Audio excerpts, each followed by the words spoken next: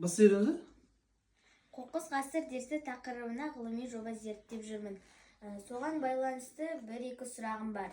Ауыл маңындағы қоқыс полигоны жағдайы онша наша қуанарлықтай емес екен. Сол жерді табиғатымызға зияны тимейтіндей қандай жұмыс жасалып жатыр? Так, рахмет сұрағыңызға. Енді қоқыс деген жалпы әр отбасыдан басталу керек.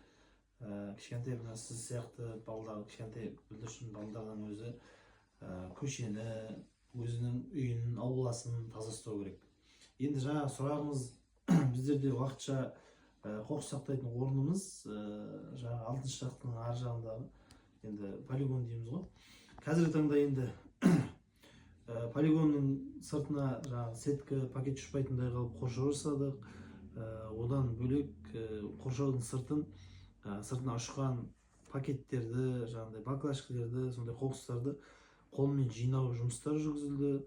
Сосын одан бөлек ішіндегі қоқыстарды енді ауыл тұрғындары әр жерге бей-берекетсіз төгіп кеткен жерлерді арнайы техникалармен қазіргі таңда күреп, сол жердегі жинақтау жұмыстары қазіргі таңда жүргізілуде.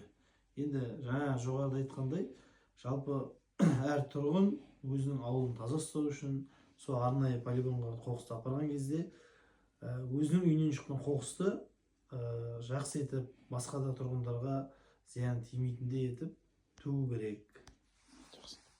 Келесі қандай сұрағыңыз бар? Ауылымызға қоқыс қалдықтарын өңдеп сұрыптайтын жағдай жасауға бола ма? Әрине, ол үшін енді жаңа айтады ғой, кәсіппен айналысатын азамат ағаларымызға сөйтіп ұсыныс бергенбіз. Енді ол ағаларымызда қазіргі таңда біздің сол жаңағы үйден шығатын қоқыстарды өңдеу, мысалы қорадан шығатын көбірлерді егін алқаптарына төгу, үйден шығатын баклажка, пакет деген сияқты қоқыстарды жинақтап, одан басқа да бір пластмасса жаңағыдай өндіріп шығаратындай етіп, біз сол жақтарға тапсыру бойынша ұсыныс білдіріп қойдық.